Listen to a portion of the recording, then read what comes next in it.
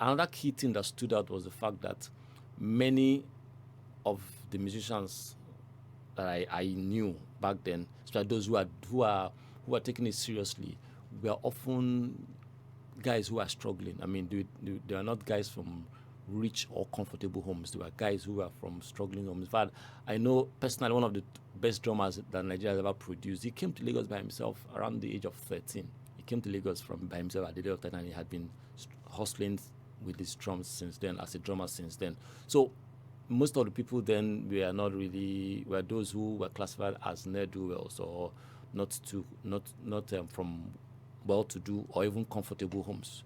I remember a few guys then who were asked by concerned church members what they wanted to do in life. I mean, this kind of subtly, just you're subtly telling them that what they were doing then was not anything or not worth it.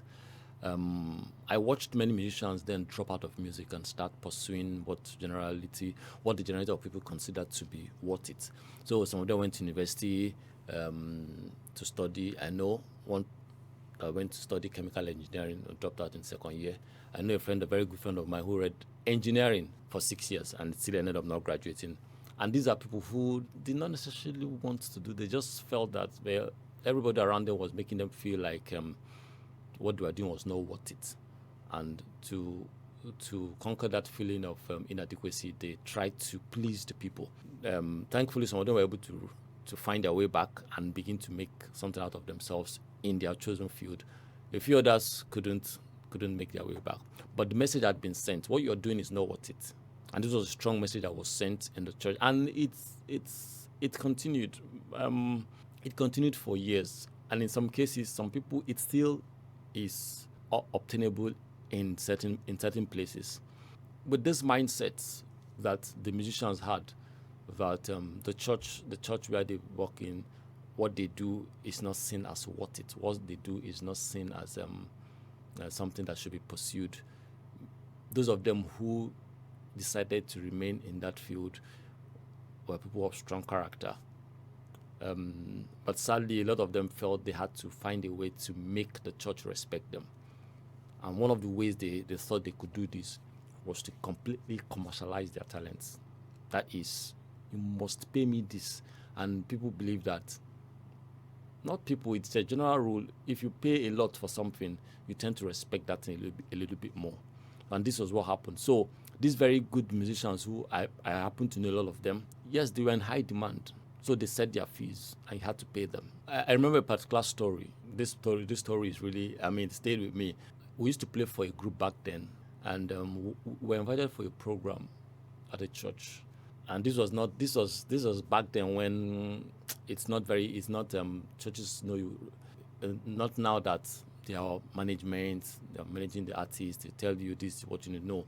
The church invited this group, the organizers invited this group.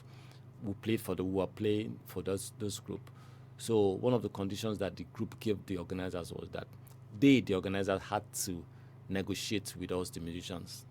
So the group was not going to pay the musicians, but the organizers were going to handle that. And the organizers agreed, they must have felt, okay, what the heck, we'll take care of it. So we were supposed to have a final rehearsal at the venue of the concert, evening of worship concert. So after the rehearsal that day, the organizers came and wanted to have a meeting with us to ask us, okay, so what's it going to take? And obviously, the way they were talking, they had an idea of what they thought would be okay for these boys. And I'm talking about these guys, among the best guys. As at that time, they were among the best guys in Lagos. I won't mention their names because a lot of people know them. These are the best guys in town then. So when they asked them how much they were going to take, they said, one of them mentioned the amount that each person was going to be paid. And I remember very clearly that one of the organizers, the main guy, the way they started laughing when the guy mentioned the figure, they really started laughing. And then after they laughed, they said, okay, you know what, we'll give you this, we'll give you X amount. And he mentioned an amount that was far lower than what the guy had said. And obviously, they thought the guys were just joking. So the guy smiled and looked at them and said, no problem, we won't be there. And they started walking away. me as church boy that I am now, I was just standing there looking at them like, oh girl. So they said we won't be there and started walking away. I think at that point the organizers understood that wait, oh, these guys are actually serious and they were going away. So they quickly called us back and said, hey, okay, what?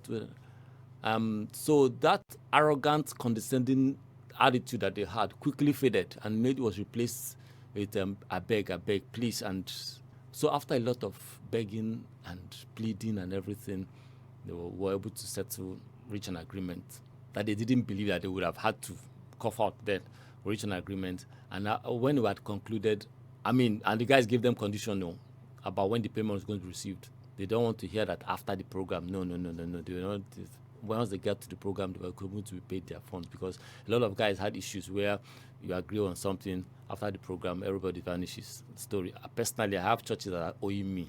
I have churches that are owing me over the years. I've just had to smile and let them all go. So these guys said, no, you're going to pay us before. And it was when we concluded, the organizer, and one of them now in particular looked at the keyboardist here. He just looked down at the shoes the keyboardist was wearing, and he now said, no wonder. It was amusing. When I think about it now, it was amusing because he looked down at the shoe and he looked at the quality of the shoe and said, no wonder. So I actually believe that these guys felt that that's the only way they would get respect. People just naturally disrespected them because they were musicians, they were instrumentalists. So they tried to treat them in a particular way. So, but once they came out that way and gave them the prize, the respect that they didn't offer them freely was dragged out of them. For me, well, like I said, it was a sad development because they felt that was the only way they could get the much needed respect. I happen to know these guys, and yes, some of them had that mindset of money, everything, but a lot of them really were not like that because I worked with them. That was when I came to the conclusion that these guys just needed respect. People did not treat them with respect. Pastors did not treat them with respect. Did not. And sadly, a lot of pastors still don't treat their musicians with respect. They treat them like the boys, band boys.